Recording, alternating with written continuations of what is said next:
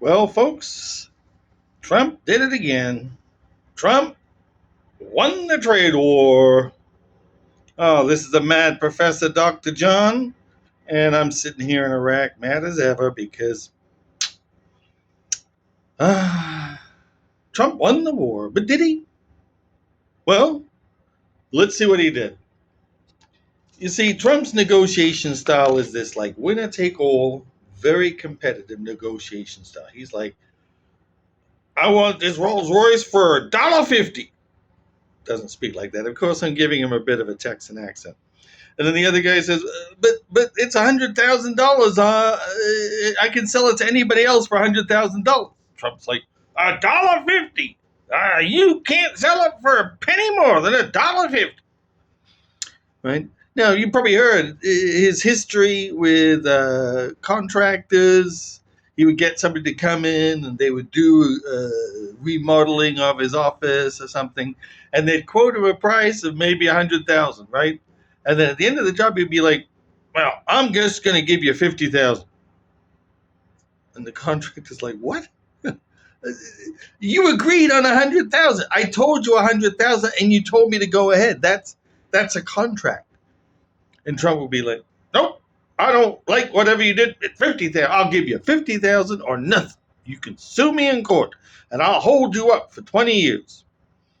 And so, why would he do this, right? Because his belief system in his head is that the world is zero sum, right? The more I can take from you, the better, right? I'll take more, you'll have less, I'll be more powerful, I'll be better, I'll be the man, right? And you'll be just like a slave, a child in my pocket, right? It's about domination, right? Now, that's not really a negotiation style, right? That's more of an FU style, right? And some people do use it, and Trump's used it his whole life. And frankly, from his history, it hasn't been terribly successful because one of the problems with this kind of style is that people don't come back, right? A famous sociologist called Max Weber once said, "Capitalism is the rational process of making money for the purpose of making money." That's capitalism. Right? What does that mean? It means you have to rationally plan how to make money, right? And how do you do that? You have to have customers, you have to have suppliers, right? Supply raw materials, then you're going to make them into a product, or you take a product and you're going to sell it to a final consumer, right? So in that process, the last thing you want to do is is piss off your suppliers by underpaying them, or piss off your customers by screwing them over or overcharging them, right? That's not what you want to do, right? Because you'll lose suppliers, you'll lose customers, and in the end, you lose your business, right? So that's not capitalism, right? In fact, Max Weber once famously said, capitalism is not about making money. Anybody can make money. Highwaymen, bandits, thieves, warriors, all of these people can make money and be motivated by money, right? Prostitutes, right? But they're not capitalists, right? Because they're not in the business of rationally planning to constantly make more money, right? So what has Trump done, right? Like his dealings with his contractors, throughout his career, he went out, he told the world, "I'm gonna tax your products. I'm going to put a 50% tax, 60% tax, 80% tax, 100% tax," right? Let's just focus on China for a bit, right? 145% tax, right? Now, nobody in their right mind is going to pay 145% tax, right? Imagine you're a merchant, right, man, right? You're on the old silk trail, silk caravan route from China to Europe, and you pass through, every neighborhood, every kingdom you pass through, they're going to tax you, right? They're going to take 5%, 10%. What if you come to a place and they say, "I'm going to take 200%," right? So if you have 100 silk carpets, I'm going to take 200 silk carpets from you. Good luck. As a merchant, are you going to ever go through that? No, you're never going to go through that state again. They are not going to be able to tax you anymore, right? We call that bandage. They just come down, they steal everything. You're not going to go back through there again. You'll go another way. You'll find another way. Right? So when you put these very high tariffs, 50%, 60%, 80%, 100%, right? What you're doing, you're choking off business, right? Now, there may sometimes be a reason for doing that. Maybe you just want to stop business. I want to punish these people because they're doing something terrible. That's why the president is given emergency tariff powers, right? Because if there's an emergency, he can apply a tariff and start to punish the other country right away for doing something terrible, right? Like sanctions we put on Russia for invading Ukraine, right? But it's not a negotiating position, right? Now, then Trump turned around, and before he'd even had any real negotiation with China, he just said, oh, we're going to drop the tariff to 30%. Now, who won? China got its tariff dropped from 145 to 30%. Right? Now, Trump can say, well, look, last year they only paid 5%, and now they're paying 30%. So I won. Right?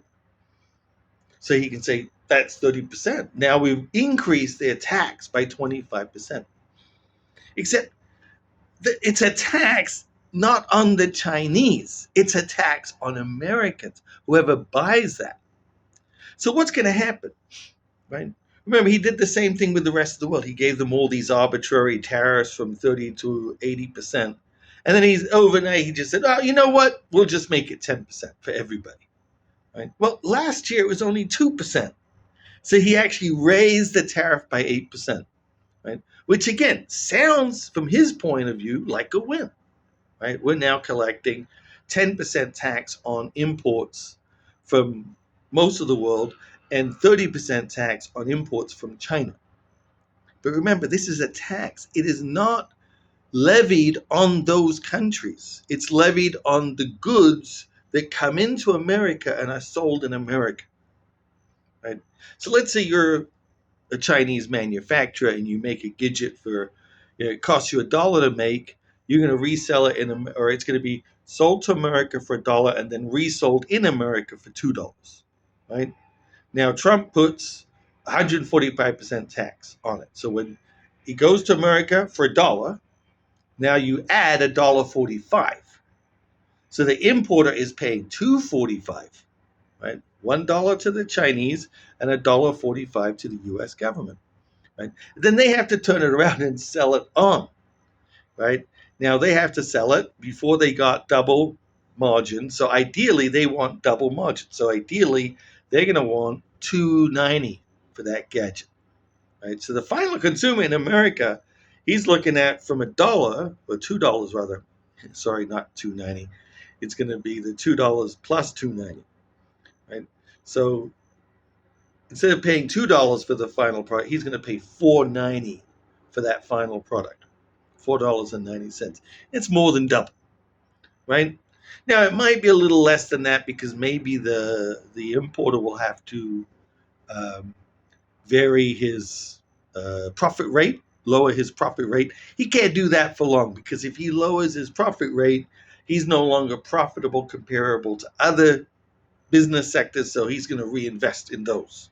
Right? You're not going to be making a 20% profit off of one thing when you can make a 50% profit off of something else, right? Okay, so what are the Chinese going to do? Are they going to lower their price? Well, you see, the problem for them, not for them, the problem for America is they're going to say, look, I don't need to sell to you. I can sell to anybody. There's the whole world out there. In fact, as we've seen, Chinese exports to the U.S. have gone down because of these massive, but they've gone up to other countries, right? So they're now selling that surplus, what they didn't sell to America, they're selling to other countries, right? So other countries are benefiting. If there's a lower price, that's going to the other countries, right? Because There's no way they're going to lower their price by $1.45 to America when their price is only $1, right? You can't go into negative price. Oh, I'm going to pay you 45 cents every time you order $1 worth of merchant. No, it doesn't work like that. Anybody who thinks it works like that, get a brain, you know? So they're going to sell to other people. They're just going to turn and they'll sell to other people. If there's a market, they will sell in that other market. And Chinese goods are pretty popular around the world. There's no reason why almost any product they would have sold to America cannot be sold to another country. Okay, what's the point? Did I miss the point? Did I lose the point? The point is this, right? Now the tariff is 30%. So what happened? We saw in March imports from China skyrocketed because everybody was like, oh my God, there's 145% tariff coming, right? So they all wanted to buy their goods. So imports from China to the US boomed. This is why we had a negative growth rate, right? Because if I am taking my money and I'm spending it in China, I'm no longer spending it in America. So American businesses and manufacturers got screwed. The money they were supposed to make went to China so businesses could pre-order goods from China, right? And then what happened? The 145% tariff went into effect. There was no more purchasing goods from China, right? So now we're going to see our stock markets empty because, American businesses have cut production because nobody was buying their goods. Chinese businesses can't import to the US because there's massive tariff, right? So you had a period of about 2 or 3 weeks. So that meant there was no shipping for 2 or 3 weeks, right? Now it takes about a month for goods to get here from China. So we can anticipate those shortages will start towards the end of May through June. You may see lots of cases in which there is an absence or a run on goods because you know how Americans are, or pretty much anybody, right? You get this idea there's going to be a shortage of toilet paper. Oh, everybody's buying. Let's go to the store and buy all the toilet paper. Suddenly, everybody is going and they're buying every roll of toilet paper they can find. And what do you know? Now you have a shortage, right? Shortages can be sparked just by rumors. Somebody could just say a rumor that there might be a shortage of toilet paper next week, and suddenly everybody will go out and they'll prove that rumor true because they'll buy up all the toilet paper. And then you'll go to the store and there's no toilet paper, right? And if there is toilet paper, it's like the price is like 100 times what it was last week, all right?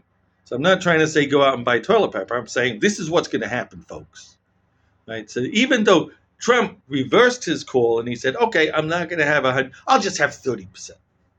Now, 30% is still a pretty big tariff, right? That's a big tax that you're paying. Imagine you had to pay 30% on every dollar, 30 cents in tax on every dollar you bought at the store, basically a sales tax, right? Now, it's not going to be everything. It's going to be imported goods from China, but that's going to include a lot of toys, a lot of electronics, a lot of clothes, a lot of shoes, right? Their prices are suddenly skyrocket, right? Okay, you'll say, oh, I'll just buy from Vietnam. That's only a 10% tariff. But you know what? You're not the only smart cookie in the box, right? Other people are going to be buying Vietnam and their price is going to go up, right? You see, it's called supply and demand, right? You cut the supply from China, suddenly there's a greater demand on other goods, right? So I'm getting near the end of this, right? What's the end game, right? So now we've got 90 days in which businesses are told, oh, the tariff's only 30%. Now, after 90 days, maybe it'll go back up to 145. Maybe it'll be zero. What do you think? What do you think businesses are going to think? They're going to think, oh, 30% tariff. I better buy as much Chinese shit as I can, right? Because God knows what Trump is going to do. And who knows, he might put those tariffs at 200%, 300%. All right? So what do you think they're going to do? They're going to buy as much Chinese stuff as they can. They're going to start shipping over as fast as they can, right, to restock those shelves. Right? Now, the price to the consumer is going to be, instead of $1, it'll be $1.50, $1.60, but the consumer won't care. They'll be like, oh, at last, we got these Chinese products back. We got toys we can buy for Christmas, right? What's going to happen to the U.S. economy, right? You think people are going to be buying American products? No, they're going to be spending all their money on these Chinese products because they're like, oh, this is a sales period. This is in 90 days, the price is going to go up by another 100%. So we better buy now. We're not buying American products. American businesses are going to be starving, manufacturers. They're going to start laying people off, right? Which has already started, but it's going to get serious. And you are going to see a second recessionary quarter, right? If there are 2 quarters in a row that have a negative growth for the US economy, that's a recession, an official recession, right? 2 quarters in a row. What do we have? For January through March, and Trump was only even president for 2 of those. In January, our economy was growing. February, March, it started to tank. Right? You think it's going to come back up? No. Right? On the contrary, now that people have 90 days to buy stuff from China, they're going to spend every dollar they can on those goods from China. They won't care about the 30% tariff. You probably will see a boom in tariffs, but remember, those are taxes. They're coming out of the economy. Right? Taxes come out of the economy. They're being sucked away from the producers, the distributors, and the consumers into the treasury. And what is the treasury doing? Well, the plan is to give all that money to multi-billionaires so they can buy more yachts and more private airplanes and more Boeing 747s so that Elon Musk and Donald Trump can have races across the Atlantic to see who's faster, right? And what is that guy? Zuckerberg can have his yachts racing to the Antarctic so he can ski down a mountain. These people have so much money, but it doesn't go into the economy. It goes on these luxury binges, right? Luxury binges do not foment an economy, right? Anyway, so leave you with that happy news. This is what we can anticipate, right? You can check back on this in 3 months and see if I was correct.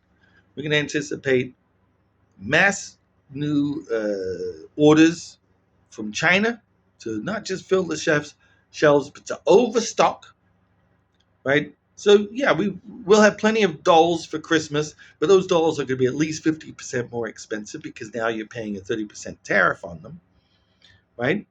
And then what are we going to see? We're going to see a decline in the GDP, gross domestic product. It's going to go down because people are buying from China. So they're taking their money in the US and they're throwing it at the Chinese as fast as they can so they can get those Chinese goods before the tariff rates hypothetically go back up. Now, Trump could avoid all this by just telling us what he wants to do. But you see, his game is to keep everybody guessing so they don't know what he's going to do.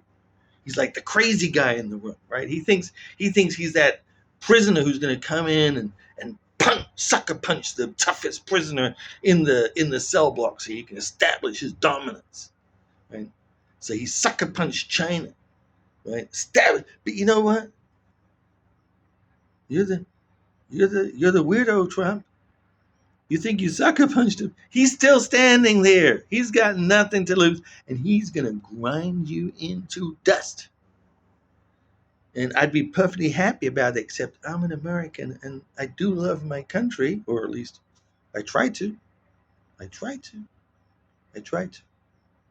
You guys have a great day. And look, if you disagree with my economic analysis, feel free to go ahead and comment what an idiot I am. I'm a sociologist, not an economist. I shouldn't be making these types of predictions. But hey, it's a free country, or it used to be. Good night.